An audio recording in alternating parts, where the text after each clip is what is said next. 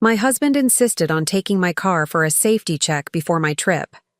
I dropped my keys and spotted a tracker hidden under the bumper. I didn't say a word. I quietly moved it to a police cruiser parked nearby. That night, I got a strange call. "I'm glad to have you here. Follow my story until the end and comment the city you're watching from, so I can see how far my story has reached. My husband insisted on taking my car for a safety check before my trip to Portland. I should have known something was wrong when Damon offered to help without me asking. In 37 years of marriage, he'd never been the type to fuss over car maintenance, especially not mine. You know how I worry about you driving all that way alone," he said, his weathered hands already reaching for my keys from the kitchen counter. The way he said it made my skin crawl, though I couldn't pinpoint why. Maybe it was the tone, too sweet, like he was talking to a child instead of his 61-year-old wife. I watched him through the kitchen window as he popped the hood of my blue Honda Civic. His movements were deliberate, methodical. Damon had always been good with his hands. 40 years as a mechanic would do that to a man. But something about the way he was working under there seemed different. Secretive. The morning sun caught the gray in his hair as he bent lower, disappearing from view. I turned back to my coffee, trying to shake off the unease that had settled in my chest like a weight. Maybe I was being paranoid. Maybe retirement had given me too much time to overthink every little thing. "All done," he announced 20 minutes later, wiping his hands on an old rag. "She's running like a dream. You should have a smooth ride to Emma's." I nodded, forcing a smile. "Thank you, honey. I appreciate you looking out for me." But as I gathered my purse and overnight bag, something nagged at me. Damon had been different lately. More attentive, more concerned about my whereabouts. He'd started asking detailed questions about my book club meetings, my grocery shopping trips, even my walks around the neighborhood. When I mentioned it, he'd brush it off with that same patronizing tone. "I just worry about you, Marianne. Is that such a crime?" The drive to Portland should have taken 6 hours, but I decided to stop for lunch in Salem. As I pulled into the parking lot of a small diner, my keys slipped from my fingers and clattered to the asphalt. I bent to retrieve them, and that's when I saw it. A small black device, no bigger than a matchbox, attached to the underside of my rear bumper. My heart stopped.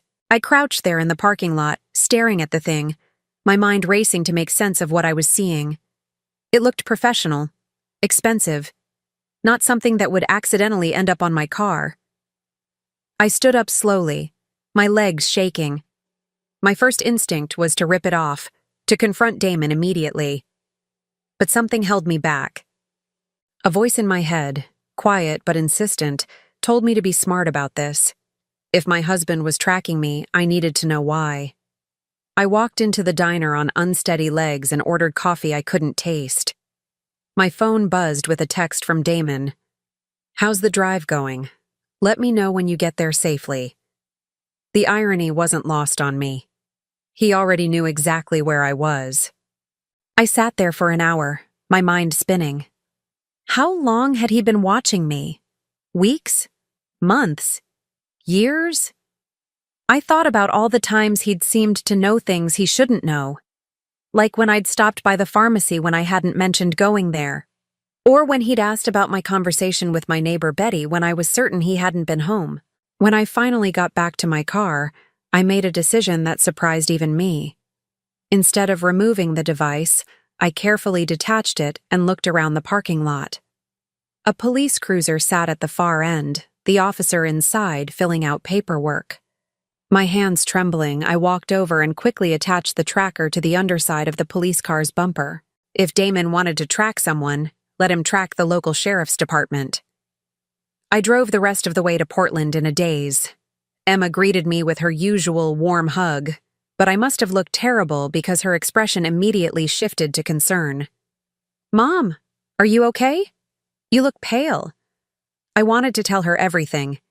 I wanted to collapse into my daughter's arms and explain that I'd just discovered my husband had been spying on me.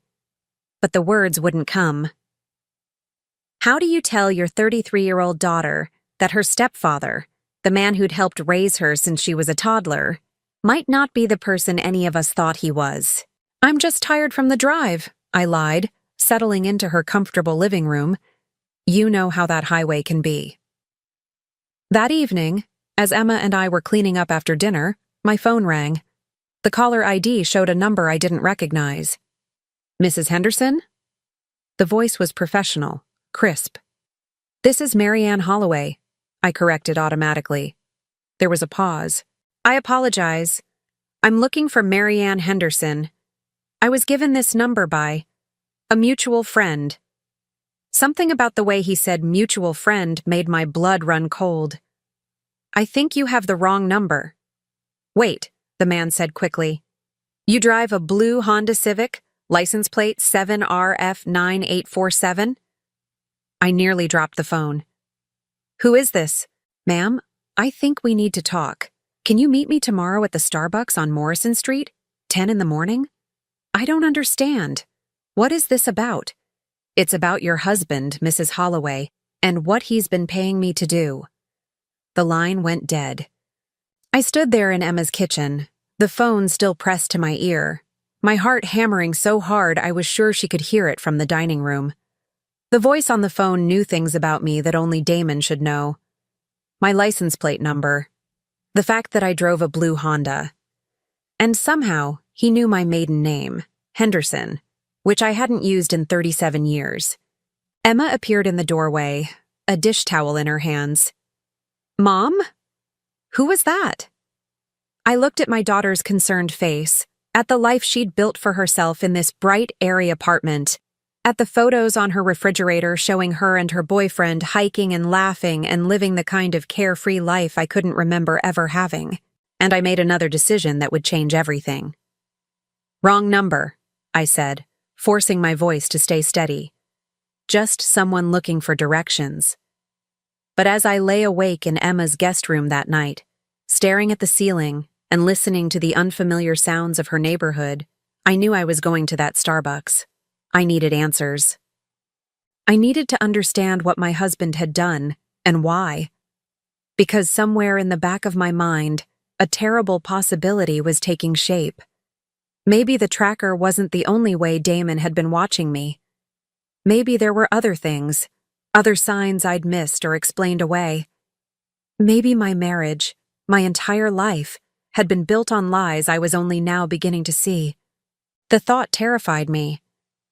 But it also lit something inside me that had been dormant for too long. For the first time in years, maybe decades, I was going to find out the truth. No matter how much it hurt. The Starbucks on Morrison Street buzzed with the usual morning crowd, but I barely noticed the noise around me. I'd been sitting in the corner booth for 15 minutes, nursing a coffee that had long gone cold, when a man in his 40s approached my table. Mrs. Holloway? He was Asian, well-dressed in a way that spoke of professionalism rather than wealth. I'm Mike Chen. Thank you for coming. I gestured to the seat across from me, my throat too tight to speak. This was really happening. I was about to learn things about my husband that I wasn't sure I was ready to hear. Mike Chen sat down and immediately pulled out a manila folder. I want to start by saying I'm sorry. What I've been doing. It's legal, but it doesn't sit right with me. That's why I'm here. What exactly have you been doing? The words came out as a whisper. Your husband hired me 6 months ago to conduct surveillance on you. He told me you'd been acting strangely, that he was concerned about your mental state. He said he needed documentation of your daily activities for your own safety. 6 months. I gripped my coffee cup tighter, trying to process the timeline. What kind of documentation? Mike opened the folder and slid several photographs across the table. There I was, coming out of the grocery store, walking into my book club at the library, sitting on a bench at Riverside Park, feeding the ducks, all taken from a distance, all without my knowledge. GPS tracking, photographic surveillance, and... He hesitated. Monitoring of your digital communications. My phone? And your computer. He had me install software that would give him access to your emails, text messages, browsing history. The room seemed to tilt around me. I thought about all the times my phone had acted strangely lately, how it would freeze during important calls or how certain apps would close unexpectedly. I'd chalked it up to having an older model, but now... "Why are you telling me this?" I managed to ask. Mike leaned forward, his expression earnest. "Because what started as a concern for your welfare has turned into something else entirely. Your husband isn't just monitoring you, Mrs. Holloway. He's building a case. A case for what? Incompetency. He's been documenting every small mistake, every moment of confusion, every time you forget something minor. He's been creating a narrative that you're suffering from early-stage dementia." The words hit me like a physical blow. I thought about the times recently when I'd questioned my own memory, car keys that weren't where I'd left them, appointments I could have sworn I'd written down but couldn't find in my calendar. Small things, easily explained, but they'd made me doubt myself. "But I'm not," I said firmly. "There's nothing wrong with my mind." "I know," Mike said quietly. "That's the problem. I've been watching you for 6 months, Mrs. Holloway. You're sharp, organized, completely competent. Whatever your husband is planning, it has nothing to do with your actual mental state." I closed my eyes, trying to steady myself. "What does he want?" Mike hesitated. "I think he wants control. Of your finances, your decisions, maybe even your freedom. If he can prove you're incompetent to make your own choices." He didn't need to finish the sentence. I understood. In our state, if someone could demonstrate that their spouse was mentally incapacitated, they could gain legal guardianship, control over bank accounts, medical decisions, where that person lived. It would be a legal way to strip someone of their autonomy entirely. "There's something else," Mike continued, pulling out another set of photos. "Your husband isn't just watching you. He's been meeting with other people." The new photos showed Damon in conversation with a man I didn't recognize. They were sitting in a restaurant, papers spread between them on the table. "Who is that?" "A lawyer who specializes in elder law, specifically competency hearings and conservatorship cases." My hands started shaking. "How long has this been going on?" "The meetings with the lawyer started 3 months ago. But Mrs. Holloway, I think this has been building for much longer than 6 months." Mike was right. As I sat there in that coffee shop, memories began flooding back with horrible clarity. The way Damon had gradually taken over our finances over the past 2 years, insisting it would be easier if he handled everything. How he'd started answering my phone calls when I wasn't quick enough to reach it, always with some excuse about why I couldn't talk at the moment. The way he'd begun speaking for me in social situations, cutting me off mid-sentence to correct what I was saying. I thought about my friend Barbara, who'd stopped calling about a year ago. At the time, Damon had told me she'd said I seemed confused during their last conversation, that maybe I needed some space. I'd been hurt, but I'd trusted his version of events.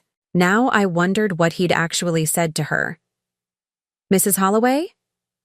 Mike's voice pulled me back to the present. "Are you all right?" "I need to ask you something," I said. Has he been moving things in my house? Small things? Making me think I misplaced them?" Mike's expression grew grim. "I don't have direct evidence of that, but it would fit the pattern. It's called gaslighting. Making someone doubt their own perceptions and memories." I thought about the prescription bottle I'd found in the wrong cabinet last week, the grocery list that had disappeared from the refrigerator, the book I was certain I'd left on my nightstand that turned up on a shelf in the living room. Each incident small enough to dismiss, but together they'd been slowly eroding my confidence in my own mind. What do I do? The question came out like a plea. First, you document everything. Every conversation, every strange incident, every time something doesn't feel right. Second, you secure your finances. Check your accounts. Make sure you still have access to everything. And third, Mike paused. You need to be very careful. Men who go to these lengths to control their wives don't usually handle being discovered well. He slid a business card across the table. That's a friend of mine. She's a private investigator who specializes in domestic surveillance cases. If you need help gathering evidence or ensuring your safety, call her. After Mike left, I sat alone in that Starbucks for another hour, staring at the photos and documents spread before me. My husband of 37 years, the man who'd helped raise my daughter, who'd held my hand through my mother's funeral, who'd promised to love and protect me until death do us part, had been systematically working to steal my independence. The worst part wasn't the betrayal, as crushing as that was. The worst part was realizing how close he'd come to succeeding. I'd started to doubt myself, started to wonder if I was losing my mind. If Mike hadn't come forward, how much longer before I would have accepted Damon's narrative? How much longer before I would have voluntarily given up control of my own life? I drove back to Emma's apartment with a strange mix of fury and clarity burning in my chest. For the first time in months, maybe years, my mind felt completely clear. I wasn't confused. I wasn't forgetful. I wasn't incompetent. I was angry. That evening, I helped Emma cook dinner. And for the first time since I'd arrived, I felt truly present. She noticed the change immediately. You seem better today, Mom. More like yourself. I smiled at her, really smiled, probably for the first time in months. I feel like myself again. But as we cleaned up after dinner, my phone buzzed with a text from Damon. Haven't heard from you today. Everything okay? Call me. I stared at the message, and suddenly everything clicked into place. He'd been tracking me, so he knew I'd been in Portland all day. But the GPS device was now attached to a police car, probably driving all over Cedar Falls. He had no idea where I actually was, and it was making him nervous. I typed back, having a wonderful time with Emma. Talk tomorrow. His response came immediately. Miss you. Drive carefully when you head home. I read the message twice, looking for the subtext I now knew was always there. The barely concealed command, the reminder that he was watching, that he expected compliance. But I wasn't the same woman who'd left Cedar Falls 2 days ago. I'd found out the truth about my marriage, and I was going to do something about it. I just needed to be smarter than he was. And after 37 years of underestimating me, I had a feeling that wouldn't be too difficult. The next morning, as I prepared to drive home, Emma hugged me goodbye at her door. I'm so glad you came, Mom. You should visit more often. I think I will, I said, meaning it. Because now I understood that this trip hadn't just been a visit to my daughter. It had been the first step toward getting my life back. The drive home was the longest 6 hours of my life, not because of traffic or weather, but because I was returning to a house where nothing would ever be the same. I'd discovered that my husband was my enemy, and he had no idea that I knew. As I pulled into our driveway on Riverside Drive, I saw Damon waiting for me on the front porch, his expression unreadable. For just a moment, my resolve wavered. This was the man I'd loved for nearly 4 decades, the man who'd been my partner through every major milestone of my adult life. But then I remembered the photos, the lawyer meetings, the systematic campaign to make me doubt my own mind, and I knew there was no going back. How was Emma? He asked as I gathered my bags from the trunk. She's doing well, I replied, keeping my voice neutral. It was good to see her. As we walked into the house together, I found myself looking at everything with new eyes. Was there a camera hidden in the living room?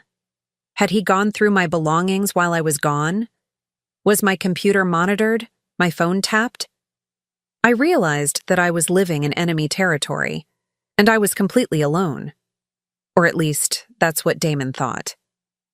But I had something he didn't know about. I had allies now. People who knew the truth about what he was doing, and I was going to use that knowledge to turn the tables on him. Because if he wanted to play games with my life, I was going to show him that two could play at that game. I found 3 more devices hidden in places I'd never think to look. I found the first additional device that very night, hidden inside the lamp on my bedside table. It was so small I almost missed it. A tiny black disc no bigger than a button, tucked behind the bulb socket where only someone looking specifically would ever find it. The second one was in the kitchen, attached to the underside of the microwave. The third was in my car's glove compartment, disguised as part of the latch mechanism. Each discovery made my hands shake more, made my breathing more shallow. This wasn't just surveillance. This was a complete invasion of every private space in my life. I sat on my bed at 2 a.m, 3 tiny devices lined up on my nightstand, trying to comprehend the scope of what Damon had done. How long had he been listening to my phone calls? Recording my conversations with Emma?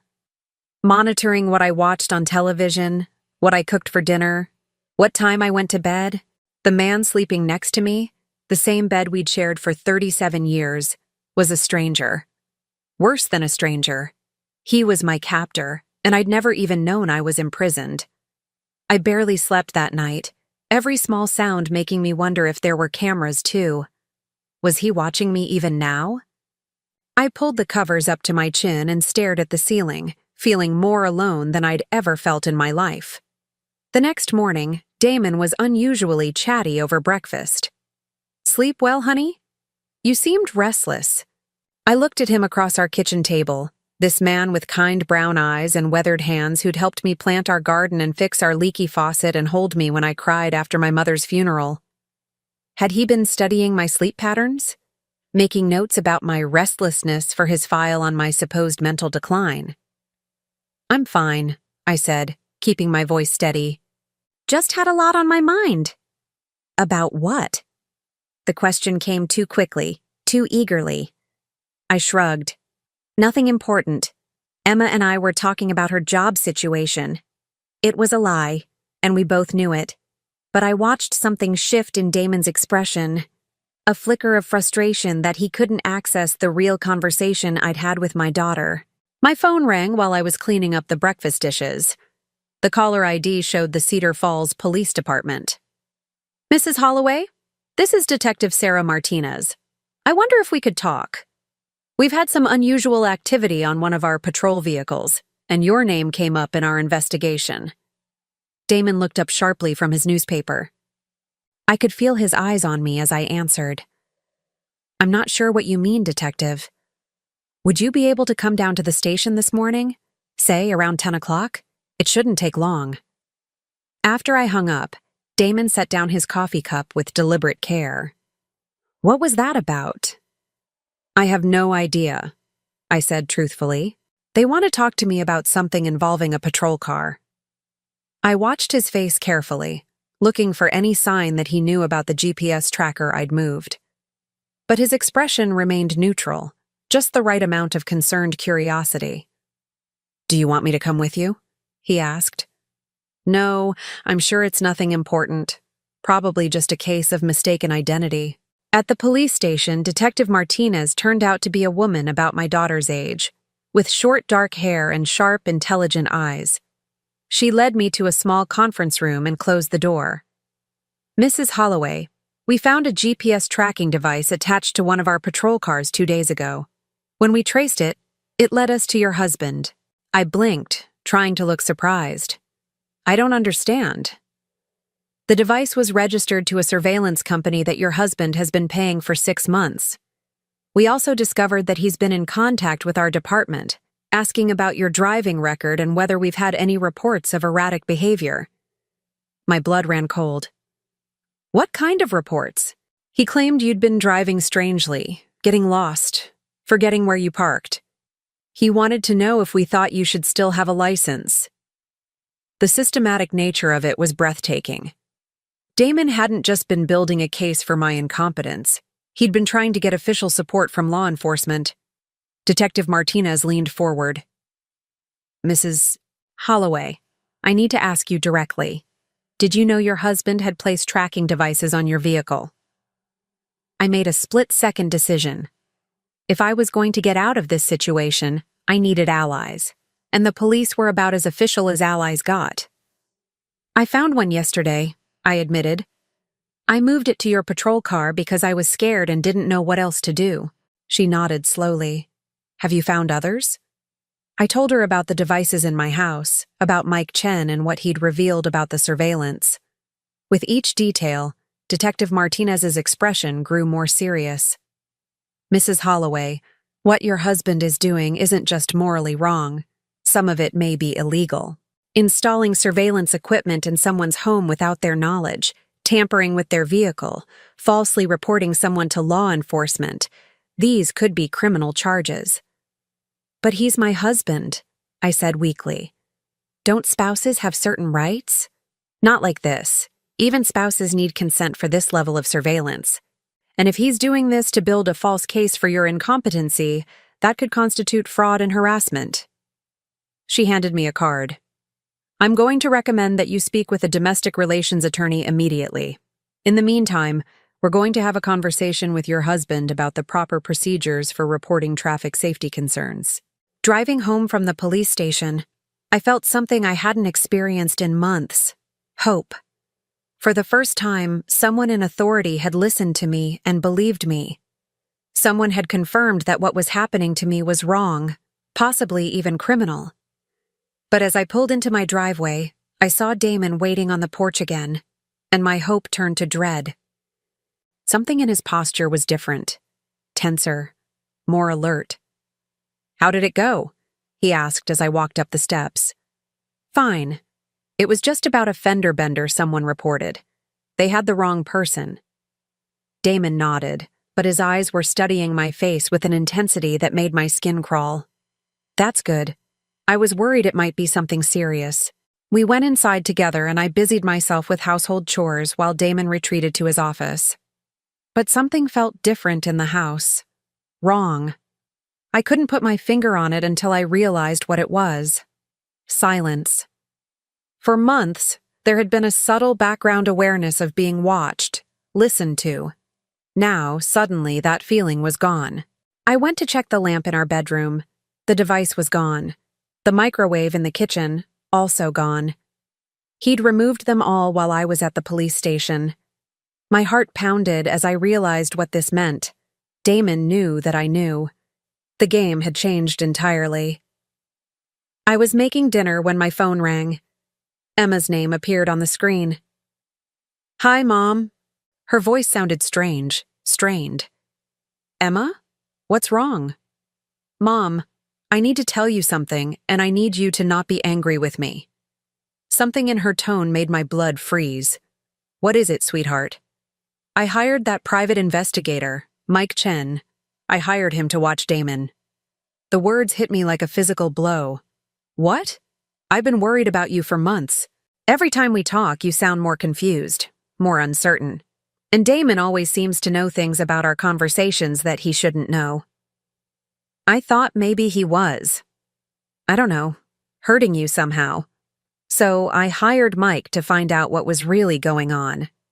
I sank into a kitchen chair, my legs suddenly too weak to support me. Emma. I told Mike to present himself as working for Damon to see if he could get information that way. I never expected him to actually discover that Damon had hired his own investigator. Mom, when Mike found out what was really happening, he was as shocked as I was. The room spun around me. My own daughter had been spying on my husband, who was spying on me. The layers of deception were making me dizzy.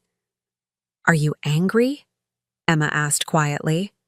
I looked toward Damon's office where I could hear him on the phone, his voice low and urgent. No, sweetheart. I'm not angry. I'm grateful. Mom, there's something else. Mike thinks Damon might escalate now that he knows you're aware of the surveillance. You need to be careful. As if summoned by her words, Damon appeared in the kitchen doorway. Who are you talking to? I looked at my husband, this man I'd loved and trusted for nearly 4 decades, and saw a stranger looking back at me. His eyes were cold, calculating.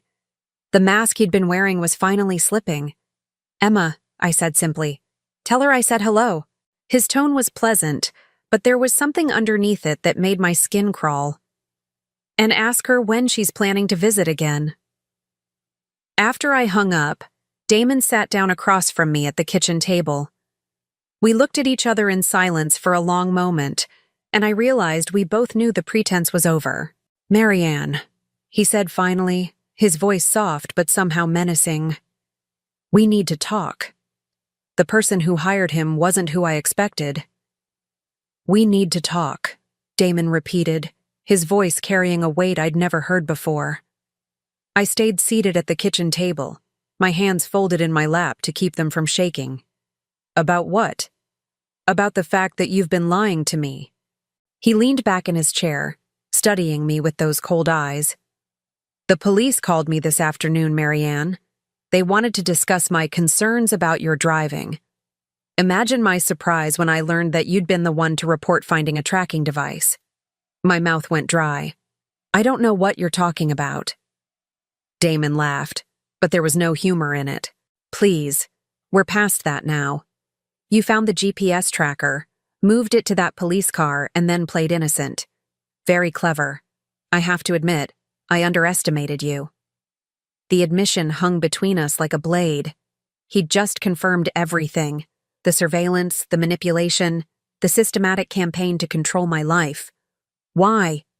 The word came out as barely a whisper. "Why what? Why did I want to keep track of my wife? Why did I want to make sure you were safe? Why did you try to make me think I was losing my mind?" For a moment, something that might have been regret flashed across his features, but it was gone so quickly I might have imagined it. "You weren't supposed to find out," he said quietly. If you'd just gone along with things, it would have been easier for everyone." "Easier for you, you mean?"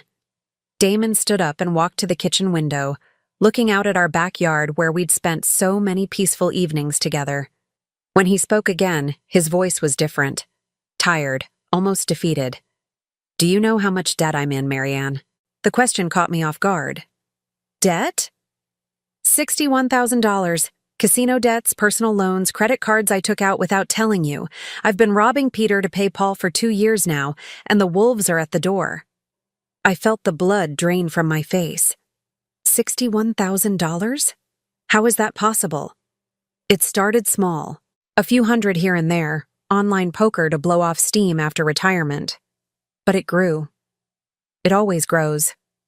He turned back to me, and for the first time in months, I saw the man I'd married instead of the stranger he'd become. "I needed access to your pension, your social security, the savings account your mother left you. But you're too sharp, too independent. You would have noticed if I'd just started helping myself." The pieces of the puzzle were falling into place with sickening clarity. "So you decided to have me declared incompetent. It wasn't supposed to hurt you," he said quickly. "A conservatorship would have just meant I could manage our finances together, make sure the bills got paid, keep us from losing the house. Our house isn't at risk, Damon. We own it free and clear. We will be if I can't pay back what I owe. These aren't the kind of people who accept payment plans." I stared at my husband, this man who'd been my partner for 37 years, and realized I was looking at a complete stranger. "So you decided to drive me insane instead?" "I never wanted to hurt you," he repeated, but the words sounded hollow. I needed you to need me, to depend on me completely. If the court appointed me as your guardian, I could access all our assets legally. I could fix this mess without you ever having to know about it. By stealing my freedom, by making me doubt my own mind. Damon's phone buzzed on the counter. He glanced at it and his face went pale. "They want the payment by Friday, or they're coming to the house." I felt a chill run down my spine. "Who's coming to the house?" Before he could answer, the doorbell rang. We looked at each other, both frozen, as if whatever was on the other side of that door might be the answer to his question. Damon walked to the front window and peered through the curtains. "It's Emma." My heart clenched. My daughter was here, and she was walking into a situation she couldn't possibly understand. I heard her key in the lock. She'd kept a key to our house since she was a teenager. And then her voice calling out, "Mom? Dad? Are you home?" Emma appeared in the kitchen doorway, her overnight bag slung over her shoulder. She looked from me to Damon, immediately sensing the tension in the room. I decided to surprise you with a visit, she said carefully. I hope that's okay. Of course it is, sweetheart, I said, standing to hug her. But over her shoulder, I could see Damon watching us with an expression I couldn't read. Actually, Emma, your timing is perfect, Damon said. Your mother and I were just discussing some family matters that you should probably be aware of. Emma's body tensed in my arms. She pulled back to look at me, her eyes full of concern. Mom? Emma? Damon continued, his voice taking on that smooth, patronizing tone I'd grown to hate. I think you've noticed that your mother has been having some memory issues lately, some confusion about daily tasks. Damon, don't, I warned. But he kept talking, as if I hadn't spoken. I've been documenting these episodes because I'm concerned about her ability to make important decisions, financial decisions, medical decisions. I think she needs more support than she's willing to admit. Emma looked back and forth between us, her confusion evident. What kind of memory issues? Nothing significant, I said quickly. Nothing at all, actually. Marianne has been forgetting appointments, misplacing important documents, getting confused about conversations we've had, Damon said, his voice full of false concern. Yesterday, she told the police that she'd found a tracking device on her car. Of course, there was no such device. I'm worried that she might be having paranoid thoughts. I watched in horror as Emma's expression shifted. She was actually considering what he was saying. My own daughter was starting to believe that I was mentally incompetent. Mom, Emma said gently, is that true? Did you think someone was tracking you? Someone was tracking me, I said firmly. Your stepfather hired a private investigator to follow me for 6 months. Damon shook his head sadly. This is what I'm talking about. These elaborate stories, these accusations. It's classic early-stage dementia behavior. Stop it, I snapped, my patience finally breaking. Stop lying to her. But Emma was looking at me with the same expression I'd seen on doctors' faces when they were trying to gentle with a confused elderly patient. Pitying. Concerned. Convinced that I was the problem.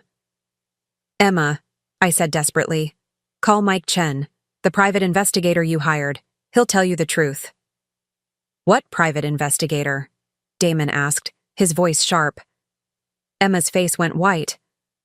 Mom, I never hired anyone. The words hit me like a punch to the stomach. What? I don't know who Mike Chen is. Mom, I'm worried about you.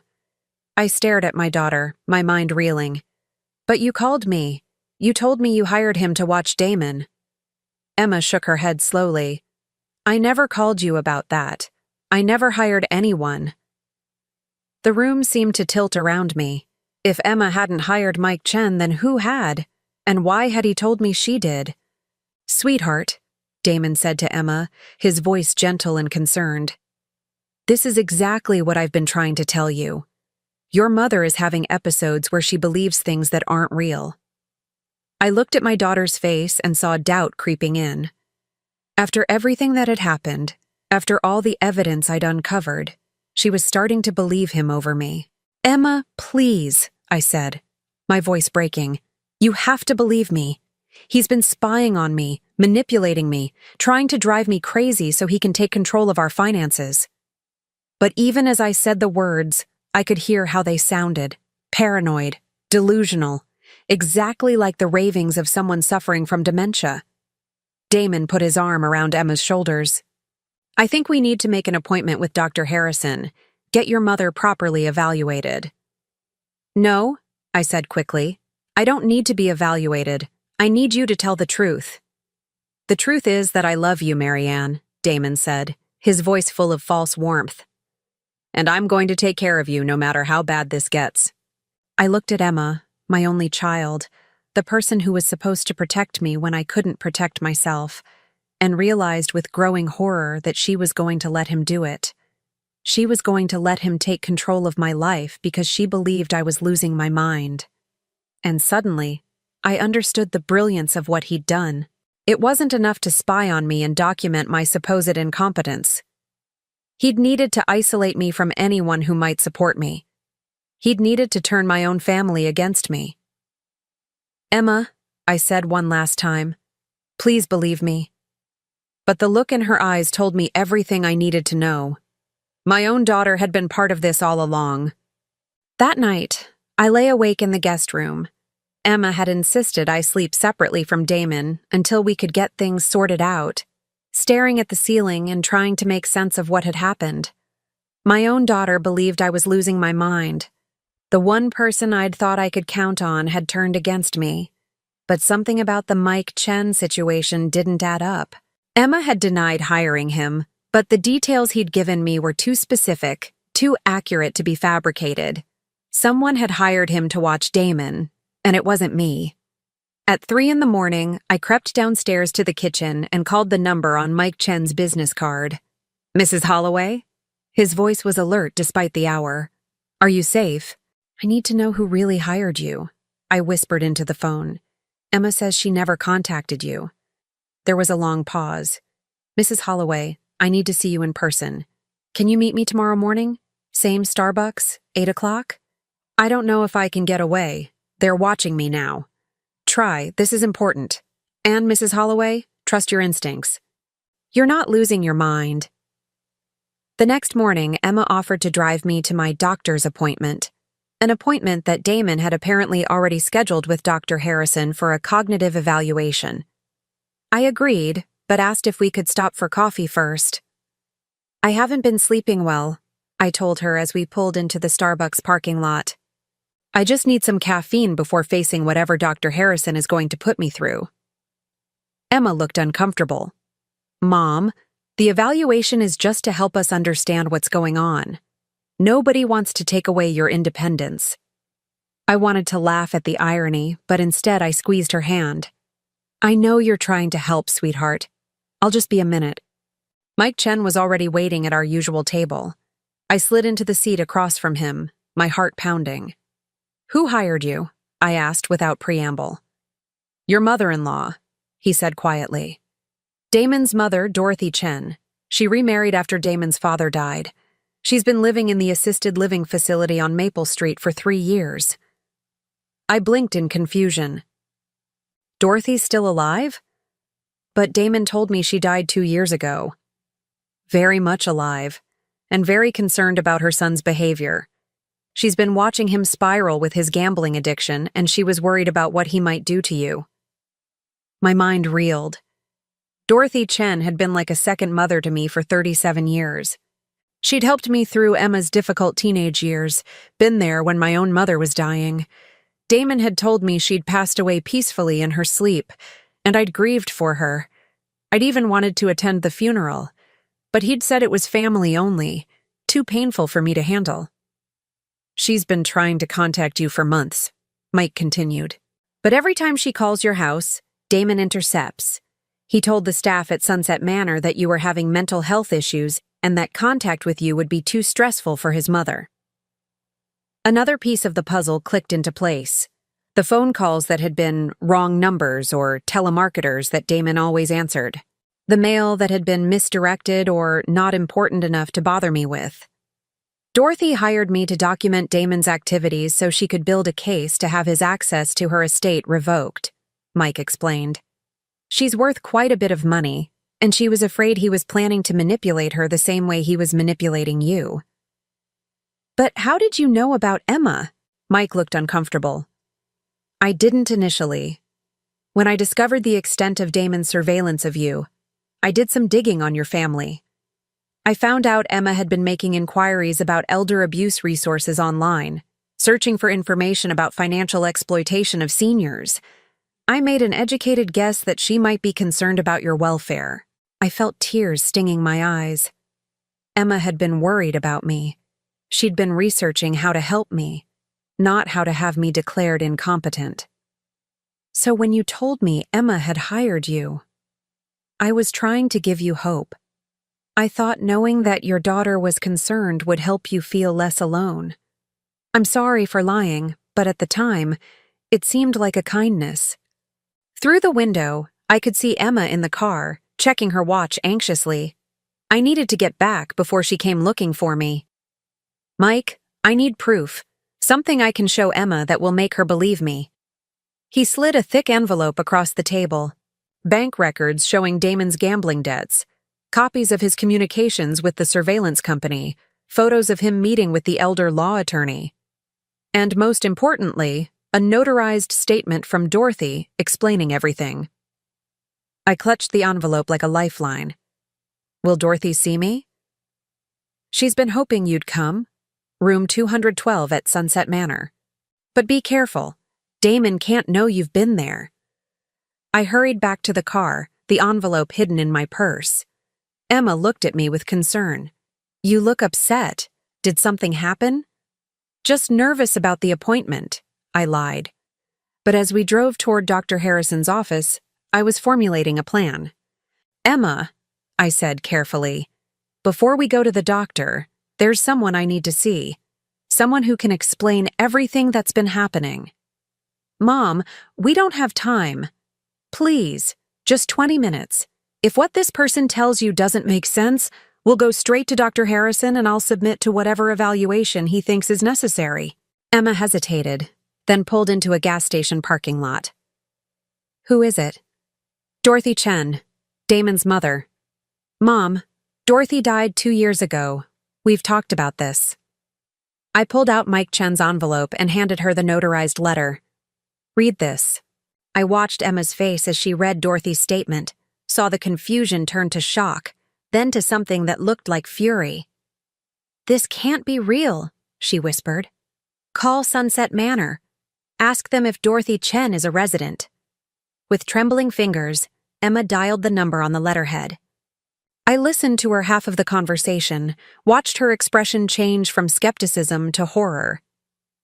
They're transferring me to her room, Emma said, her voice barely audible.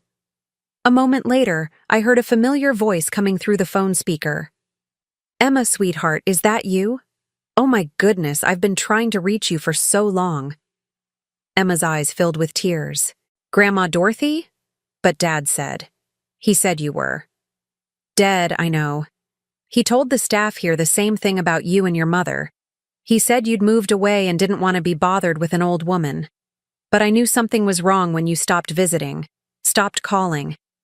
20 minutes later, we were sitting in Dorothy's sunny room at Sunset Manor, the truth finally spilling out. Dorothy, now 83 but sharp as ever, held my hands while she explained how she'd discovered Damon's gambling addiction, how she'd hired Mike Chen, how she'd been trying desperately to warn me. I knew my son had problems, she said, her voice heavy with regret. But I never thought he would try to hurt you, Marianne.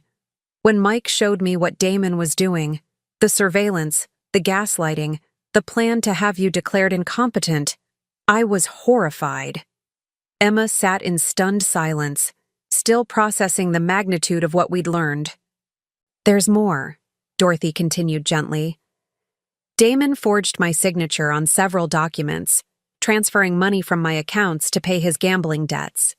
That's actually how I first discovered what was going on. The bank called to verify a large withdrawal that I never authorized. I looked at Emma, saw the moment when everything clicked into place for her. The doubt in her eyes was gone, replaced by a fierce protective anger I'd never seen before. How could he do this? Emma whispered. How could he lie to us for so long? Addiction makes people do terrible things, Dorothy said sadly. But that doesn't excuse what he's done to you, Marianne, or to Emma, or to me. What do we do now? I asked. Dorothy squeezed my hands. Now we stop him. I've already contacted my attorney about the forged documents, and Mike has enough evidence of Damon's surveillance activities to file criminal charges. But first, we need to get you somewhere safe. Emma stood up abruptly. We're going home, right now, and we're going to confront him with everything we know. Emma, no, I said quickly. If we corner him, if he feels trapped, there's no telling what he might do. Mike said he owed money to dangerous people. But Emma's jaw was set with determination. Mom, you've been living in fear for months. We're not going to let him manipulate and gaslight you for one more day. As we drove back to the house on Riverside Drive, I felt something I hadn't experienced in years: the complete support of my family. Emma believed me. Dorothy believed me. I wasn't alone anymore. But I also felt a growing sense of dread. Damon had spent months building his case against me, isolating me from everyone who might help. When he discovered that his carefully constructed web of lies was unraveling, when he realized that Emma was now on my side, what would he do? The garage door was open when we pulled into the driveway. Damon's car was gone. "Where is he?" Emma asked as we walked into the empty house. I found the note on the kitchen table, written in Damon's familiar handwriting. "Gone to handle some business. Back tonight. Don't wait up." Emma read over my shoulder. "What kind of business?" I thought about his phone calls, his mounting desperation, the $61,000 he owed to people who weren't known for their patience. "The kind that means he's not planning to come back," I said quietly. Everything I thought I knew about my life was a carefully constructed lie. Damon didn't come home that night, or the next. By the third day, Emma had moved into the guest room, and Dorothy had convinced her facility to let her stay with us temporarily. For the first time in months, our house felt like a home again, instead of a prison. On Thursday morning, Detective Martinez called with news. "Mrs. Holloway, we've issued a warrant for your husband's arrest. The bank fraud charges alone will put him away for several years, but there's something else you need to know. We found him." I gripped the phone tighter. "Where is he?" "Las Vegas.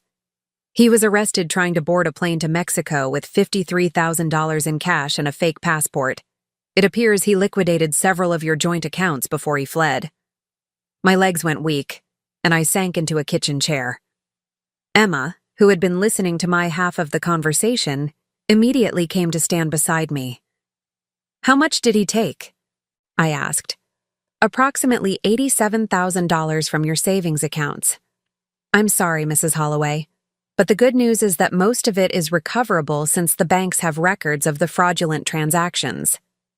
After I hung up, I sat in my kitchen, really my kitchen now, not his, and tried to process what I was feeling. Relief, certainly. Anger, absolutely. But underneath it all was something I hadn't felt in years. Peace. "Mom?" Emma sat down beside me. "How are you doing?" I looked at my daughter, this strong, intelligent woman who had fought for me when I couldn't fight for myself, and smiled. "I'm free." The next few weeks were a whirlwind of legal proceedings, paperwork, and slowly reclaiming my life. The surveillance equipment had been more extensive than even I had realized. Cameras in the living room and kitchen, recording devices in my car, software on my computer that tracked every website I visited and every email I sent. Mike Chen walked me through the evidence he'd collected, and I was amazed at the scope of Damon's operation. He'd been documenting my every move for over a year, creating a detailed profile of my daily activities, my relationships, my habits. He'd even been recording my conversations with my doctor, looking for any sign of confusion or memory problems he could exploit. "The scary thing is how close he came to succeeding," Mike told me as we sat in a lawyer's office going through the files. "If he'd been just a little more patient, a little more subtle, he might have convinced everyone that you needed a guardian." Dorothy, who had recovered completely from her grief over being declared dead by her son, squeezed my hand. "But he underestimated you, dear, and he certainly underestimated how much people love you." The love part had been the biggest revelation of all. In the weeks following Damon's arrest, people came out of the woodwork to support me. My neighbor Betty Morrison, who I'd barely spoken to in recent years, brought me casseroles and offered to help with yard work. My book club, which I'd been missing regularly because of Damon's concerns about my evening driving, welcomed me back with open arms. Even Dr. Harrison, who Damon had been setting up to evaluate my competency, called to apologize for nearly falling for the manipulation. "Your husband was very convincing," Dr. Harrison admitted when I went to see him. He had documentation, specific examples, a whole narrative about your declining mental state. If you hadn't been able to provide counter-evidence, I might have recommended a competency evaluation. The thought was chilling, but it was also empowering. I'd been strong enough to recognize what was happening to me. I'd been smart enough to fight back. I'd survived. Emma took a leave of absence from her job in Portland to help me sort through everything. And during those weeks, we became closer than we'd been since she was a child. She helped me change all the locks, close the joint accounts Damon had access to, and most importantly, just be present while I processed the enormity of what had happened. "I should have seen it," she said one evening as we were going through old photo albums, trying to identify the exact moment when Damon had started his campaign of control. I should have noticed that something was wrong. I looked at a picture of the three of us from Emma's college graduation, Damon with his arm around my shoulders, both of us beaming with pride at our daughter. He'd seemed like such a devoted husband and stepfather then. The deception had been that complete. "He fooled me for months," I said. "How could you have seen it from 300 miles away?" "Because I'm your daughter. I'm supposed to protect you." I set down the photo album and took Emma's hands in mine. "Sweetheart, you did protect me. When it mattered most, you believed me.